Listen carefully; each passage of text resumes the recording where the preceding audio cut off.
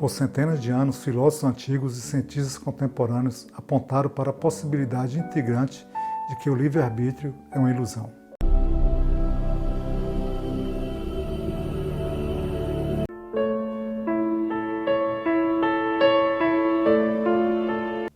E aí, pessoal, chegando aqui mais uma vez, trazendo para vocês o Pensar com Liberdade.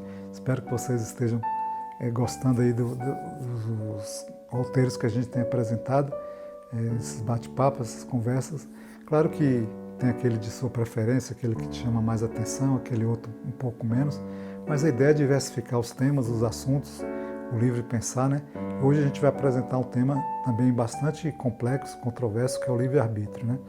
O texto a gente está chamando de O Livre-Arbítrio é uma Ilusão, está lá no Pensar Contemporâneo, e é claro que eu faço aquele convite bem especial, vem comigo. Embora geralmente a maioria dos humanos acredite ter um controle relativo sobre suas decisões, pesquisadores como Benjamin Libet constataram essa noção. A ideia de que os humanos podem não ter autonomia completa sobre suas vidas questiona até que ponto temos controle. Se o livre-arbítrio é uma ilusão e nosso controle é realmente limitado, então coisas como lei criminal e estado social podem ser questionadas. Mas essas conclusões são bem fundamentadas.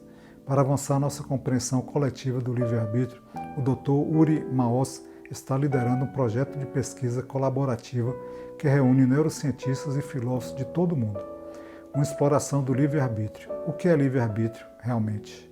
A definição de livre-arbítrio é o poder ou capacidade de escolher entre alternativas ou de agir em certas situações independentemente de restrições naturais, sociais ou divinas.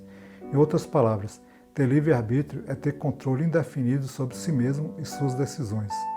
O livre-arbítrio nos permite escolher entre o certo e o errado, bem como uma miríade de escolhas mundanas todos os dias.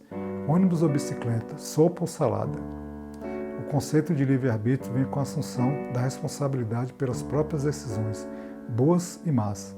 Essa suposição está em alinhamento estrito com o idealismo, a política e a estrutura social da América.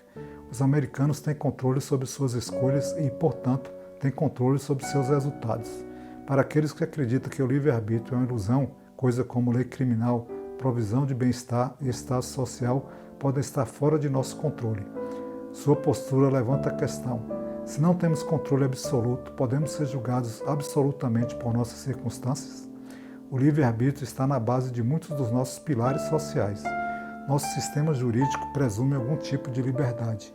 Existem teorias econômicas que pressupõem que as pessoas são livres para tomar suas decisões.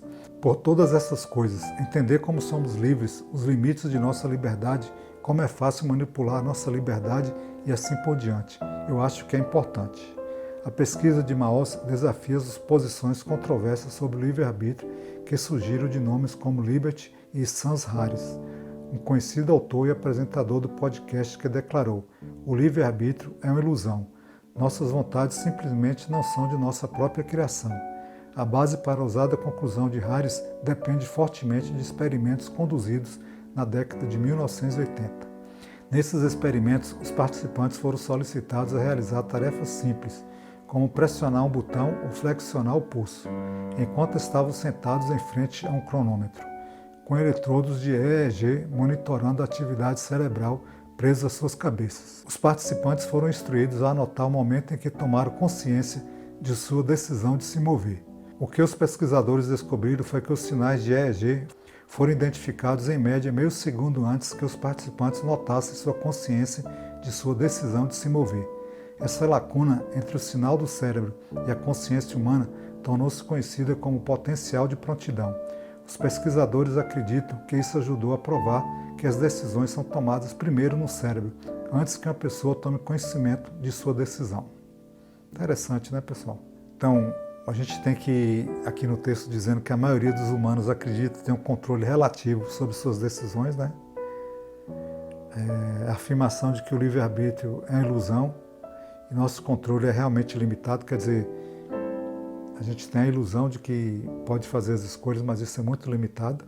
Só que isso gera algumas consequências, como, por exemplo, que o texto suscita a questão, né?